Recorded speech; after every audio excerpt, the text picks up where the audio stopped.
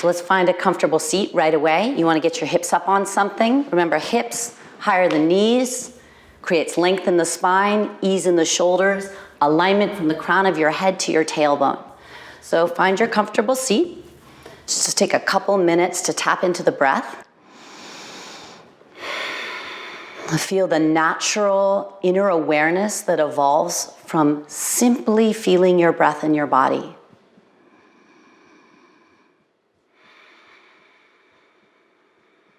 This brings us to the second great benefit of cultivating a yoga practice, which is stress relief. Countless studies have shown that practicing yoga and meditation reduce stress. And when you reduce stress and anxiety, you reduce the effects of stress hormones on the body. So your sleep will be better, your immune function will be better, your digestion will be better. The cascade of good things that come from reducing your stress are pretty much limitless. So take another moment to feel all the stresses of your past, of your perceived future slide away, and seat your mind around the feeling of your breath in your body. Inhaling and exhaling. Inhaling and exhaling. Okay, let's keep the breath going as we do a little reminder of the work we did in the arms and shoulders yesterday. So breathe your arms forward. I'm going to do a little bit of flossing. If you didn't floss your teeth this morning, you can make up for it by flossing your shoulders now. So arm bones move out and into the shoulder socket. If you feel one side that's a little junkier than the other, give that one a little extra plug and release. Remember, you're imaginarily squeezing a block between your hands and the arm bones are moving forward and back. And can we do that a couple more times without letting your ribs rock forward and back? So the body is stable and the arm bones are moving. Trunk stable, arm bones liquid. All right, now let's bring that work into the pose we closed with yesterday, downward facing dog. So take yourself onto your hands and knees. Bring your two blocks with you. You want to have a block on either side of the front edge of your mat. And make your way into tabletop.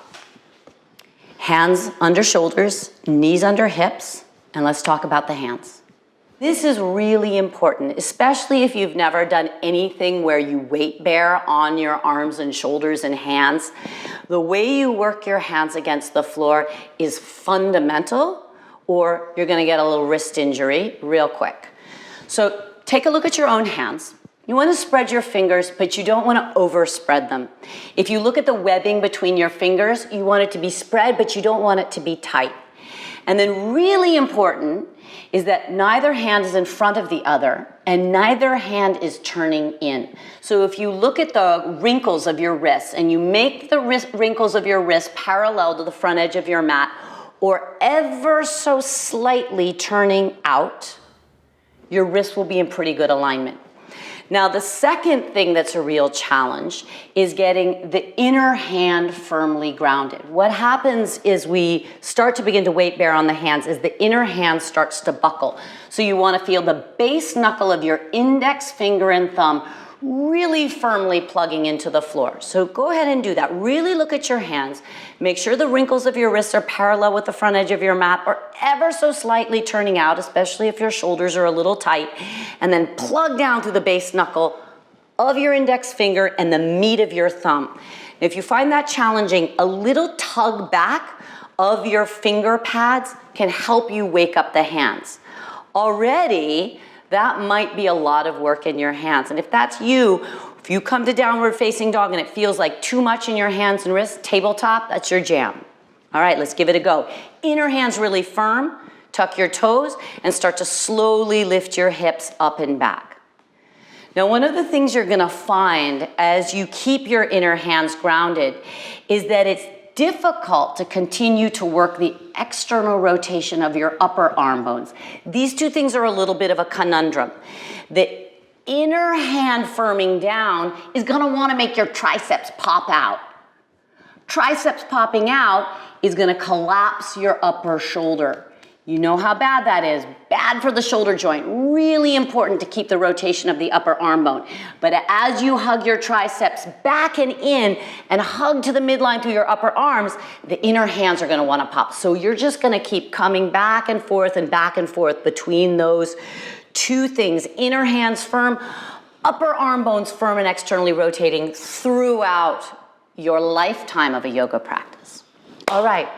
Moving on, downward facing dog carries us beautifully into our fourth pose, which is Uttanasana, or deep forward bend. So walk your feet forward, come towards the front edge of your mat and find your two blocks. If your hands come really easily to the floor, hooray for you. You're a rare bird. If they don't, bring the floor to you by putting blocks under your hands. Any height, lowest height, medium height, but put your palms flat against the surface of the earth. And then look at your feet again. Remember the work of the feet. If lifting your toes helps to wake up the arches, lift the toes, at least for a few breaths. Feel the arches lift, the quads turn on, the kneecaps lift up towards the front of your thighs and hips, and then fold down your legs. Fold down your legs. Now, what starts to happen when the back of the legs are tight, the front of the hips are tight, the lower back rounds. Like in a downward facing dog, we always want to get out of a hunched lower back. So if you need to bend your knees here, just like you do in downward facing dog, you go ahead and bend the knees, but that doesn't mean the legs are lazy. The quads are still engaged, even as the knees are bent. The kneecaps are lifting, even as there's a little bend in the knees. But what you want to feel is a lengthening of your spine down your legs. And then the head can relax. The shoulder blades can lift up towards the hips so they're not hunching towards your neck. And you breathe into the back of your legs. Let's take 3 really deep breaths here. Feeling the breath. Move into your hamstrings, like your hamstrings had little gills. Inhale. And exhale, feel the grounding of all 4 corners of your feet. Imagine you were squeezing a block between your thighs. That's gonna root your inner thighs back. Keep lifting your quads up and take 1 more breath. Try and hinge right from the hips. Don't round your spine and go down towards the floor. Okay, let's move right on into our 5th pose, which is our first back bend. So keep your blocks handy. Look forward, come up onto the tips of your fingers on blocks, and then just take a big step back with your left leg. You're gonna drop your back knee down, and here's where your blanket or your towel might become really handy. If your back knee doesn't feel good on the floor, you wanna pad it up. You never wanna suffer with your joints hitting the floor. So you grab a blanket or towel, put it under your left knee if you need it, and then flatten your back foot, point your toe, and then just bring your hands to your hips. So our 5th pose is Anjaneyasana, or crescent lunge. And I want to talk a little bit about the hips and how the work of the hips and the legs is going to help to support and power your lower back. So we don't crunch the lower back, and we open and strengthen the upper spine without shortening the lower back. So with your hands on your hips, I want you to just look down your front body for a moment and make sure that your hips are truly square. That means that the left hip isn't pulling behind the right hip. So if you need to pull your own right hip back a little, do. And then see if you can feel your right hip wrapping underneath you a little. Your right sitting bone, see if you can wrap that underneath you towards your inner left thigh. And then turn on your lower belly like crazy. Lift your lower belly and feel, as we did in all of our standing poses yesterday, the outer hips hugging in. You can even do that with your hands. You can squeeze your outer hips in to feel the hips and the lower belly create incredible foundation for your spine. And then let's add the arms. Reach your arms out and up. Bring them into Urdhva Hastasana position. Imagine you're squeezing a block. Eventually you might press your hands to prayer, but for today, just keep your arms at shoulder distance and then power the lift of your chest through the reach of your arms. And now we can begin to bring a little upper chest back bend into the pose. So you start with a really firm foundation, and then you can begin to lift your chest forward and up. You can imagine I've reached my hand through your screen and I've grabbed your front chest right around the collarbones, and I'm picking your front chest forward and up, bringing weight out of your lower back. And then you can begin to reach your arms up and maybe back a little, bringing a little bend into your upper spine. If you ever feel compression in your lower back, you back out. Okay, let's do the other side. Hands down to your blocks or to the floor. Good. And then just straighten your front leg for a moment and step your back foot forward. So you're quickly back in Uttanasana. Fold down your legs, don't let your lower back round, and then take a huge step back with your right leg. Drop your right knee, pat it up if you need to, and bring your hands to your hips. Use your hands and your eyeballs to look at your hips and make sure they're square. You want to wrap your left hip underneath you, hug both outer hips in, scoop your lower belly. Excellent. Wrap your left sitting bone towards your inner right thigh and feel the foundation of your legs support your lower back. And then reach your arms out and up. Make them shoulder distance. Remember the work of the imaginary block between your hands. We're still in external rotation in the upper arm bones. And then go up with your ribs. Go up like crazy so you bring any compression out of your lower back. Keep hugging your outer hips in. You should feel all four corners of your front foot against the floor. It's Tadasana in your front foot. It's Uttanasana in your front foot. So firm in the foot. And then you can press the back ankle and foot down. You'll get a nice little front of your foot and ankle stretch. And then reaching into my imaginary hand, your chest reaches forward and up. Forward and up, lifting you out of your lower back. And then your shoulders can start to reach back, and maybe your head even drops back a little. But don't crunch the back of your neck, that sucks. You can look down the front of your nose. That's gonna help you to keep length in the back of your neck always. But the head does drop back eventually. You just don't want it to feel crummy in the back of your neck. And let's take 3 deep breaths. Really deep breath in, really deep breath out. Power the navel to the spine, reach forward and up. Good. Exhale, power the lower belly, compact your hips. Take 1 more deep breath. All 4 corners of your front foot firm. And then a little more back bend, even as you keep your belly engaged. And then bring your hands down. Slide your blocks aside. And this time we'll step briefly to downward facing dog. All right. So drop your knees. We came out of the work in the hands and wrists for a minute. So now we're going to work plank. The big doozy for the hands and wrists. We won't be here long, but what I really want to reinforce is the balancing act of working your inner hands while keeping your outer upper arm bones externally rotated, even as we bear pretty much full weight in the shoulders and wrists. So starting from a tabletop, revisit the grounding of your inner hands. Make sure your wrists are well aligned. And then broaden your collarbones, integrate your front ribs, turn on your belly like crazy, and then simply step your right leg straight back, tucking the toes. Firm that leg. Step your left leg straight back, tucking the toes. And then 5 breaths. That's all for today. We'll be here a lot. I don't want you to overdo it in your wrists and shoulders. Can you imagine that you're squeezing a block between your legs? That will help you to root your tailbone and your buttock tips back. Can you lift your belly? Lifting your lower belly towards your spine so your butt's not poking up, it's also not sagging down.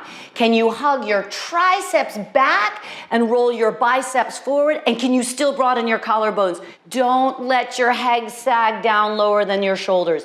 Lift the sides of your neck up so you're in one beautiful clean line from the crown of your head through your spine, through your inner feet. This is Tadasana, just flipped over with your arms reaching to the floor. Very beautiful. Drop your knees.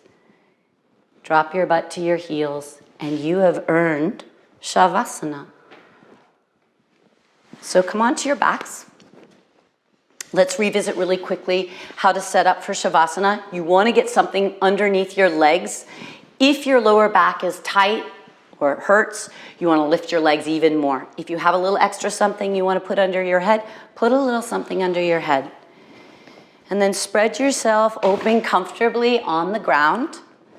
Make sure there's plenty of space and you're not touching any props you don't mean to be touching. You want to feel really beautifully free floating in space. And then check any efforting in your arms and your legs. especially around the neck and the shoulders. If you feel like the breath is a little tight in the body, you can take a really big breath in your nose and then a clearing breath out your mouth. That can help to release the jaw and the tongue. And then we'll be quiet for just a couple of minutes while you rest in Shavasana.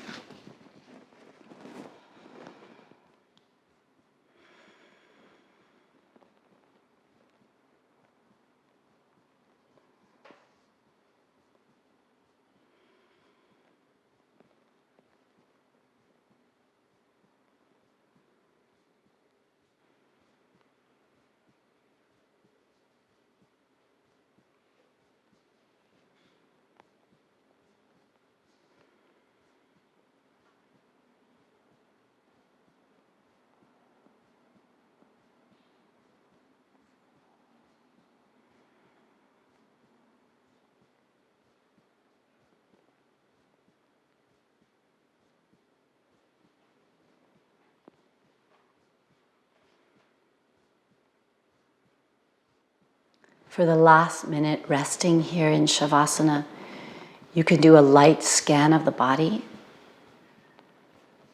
from your feet, releasing any tension in the feet, calves, ankles, up to the legs and hips. Relax any holding in the front of the hips, the back of the hips, the quads, the buttocks. Try and soften your belly completely. Feel the chest light and open, the shoulders, the arms, and the hands soft, heavy into the earth. The throat and the neck soften completely. Feel the weight of your head sink against the floor and the muscles of your face slide towards the earth. Let any residual tension in your breath ease.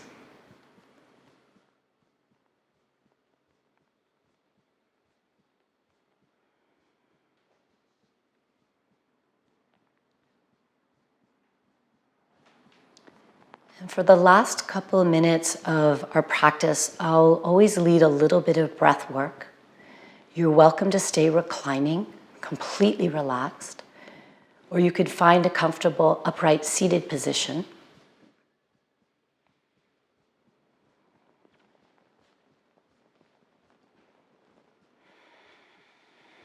We'll start by simply making your breath a little bit deeper, so deep that when you inhale, you feel your belly and your lower back and even your hips fill with breath. And you also exaggerate the exhale slightly so that towards the bottom of your exhale, the belly squeezes towards the spine and you get a little emptier than you would in a normal breath cycle. So just bringing a little more reach into both ends of the breath, a deeper inhale, feeling a little more filling, a little more spreading. And also a deeper exhale, a little more squeezing, a little more detoxification of the breath. This is a squeeze and soak of the breath. You empty more completely so that you can fill more completely. You fill more completely so you can empty more completely. This is a really powerful way to detox the lungs, to open the chest, to strengthen the belly and diaphragm, and also to bring your mind to a very clear point of focus, the breath. Focusing your mind on your breath is one way, one very powerful way to take your mind away from all the other thousands of things that want to carry it forward or back in space-time. So last 3 or 4 rounds of breath. Slow and deep, expansive in, And as you keep working the breath, as you keep training your mind on the work of the breath, could you sit up a little taller? Could you relax your face a little more? And could you bring a little more ease into any part of the body that doesn't need to work in an upright position? And if you're reclining on the floor still, let every muscle of the body ease except the muscles of respiration. We close out day 2, but you're welcome to stay here as long as you can, and I encourage another 5 minutes at least. Namaste.